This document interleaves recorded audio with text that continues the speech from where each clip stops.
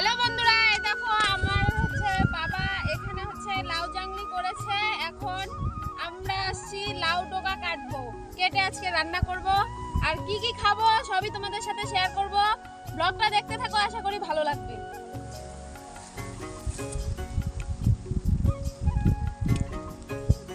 এই দেখো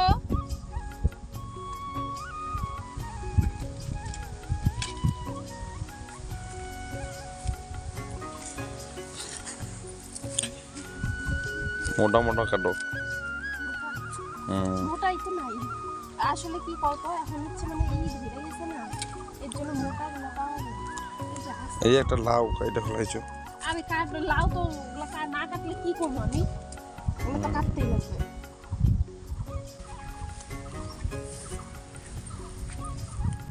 উপরে আছে, এখন উপরে উঠতে যাবো কি কও তো? উপরে আছে একদম চলা চলা কুচি কুচি লাউ ডোকা। এদিকে আসো।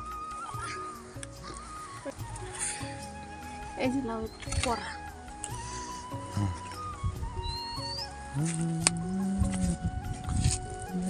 এই যে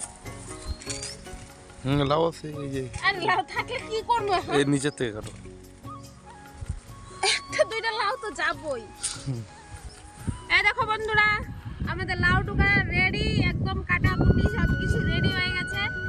তারপরে এখন যাব রান্না করতে। চলো তোমাদেরও সাথে নিয়ে যাই, কি কি রান্না করি, কি করব না করব আজকে সব থাকবে তোমাদের সাথে। সাধের লাউ বানাইছে মোরে বৈরাগী।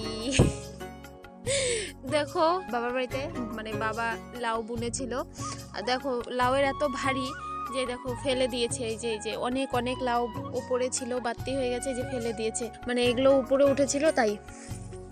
দেখো এত লাউ হয়েছে যে ভারী চোটে যে জাংলা ভেঙে পড়েছে, দেখেছো? দেখো এরকম গ্রামের দৃশ্য দেখতে কি ভালো লাগে, তাই না? আমার তো খুব ভালো লাগে। আর তোমাদের কার কার ভালো লাগে কমেন্টে জানিয়ে দিও। চলো বাড়ি যাওয়া যাক। এই দেখো চলেও এসেছি, আর লাউয়ের ডগাগুলো আমি কাটাও শুরু করে দিয়েছি। আর এই ভিডিওটা আমার বরমশাই করছে।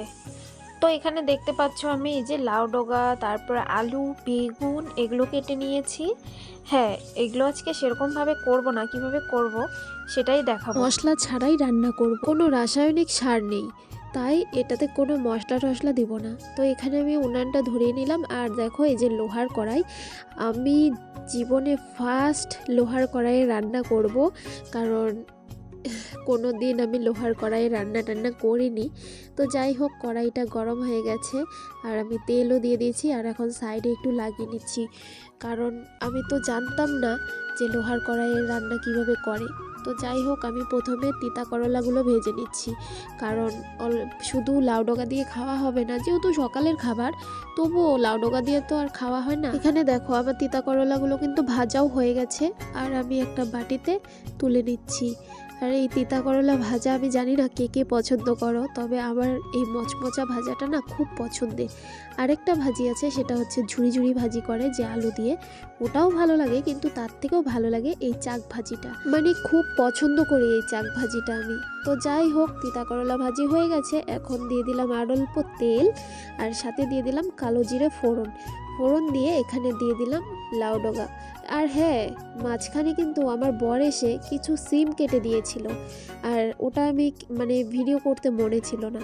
তো যাই হোক, তারপর দিয়ে দিলাম লবণ, হলুদ দিয়ে একটু ভালো করে নাড়াচাড়া দিয়ে কটা লাল লাল পাকা লঙ্কা দিয়ে দিলাম। কাঁচা লঙ্কা আছে খেতে, কিন্তু এখন খেতে আবার কে যাবে, আমি তো আর যেতে পারবো না, তাই পাকা লঙ্কা দিয়ে একটু ঢেকে দিয়ে দেখো একদম এটাকে আমি নাম দিয়েছি লাউ ডগার থ্যাথেরি।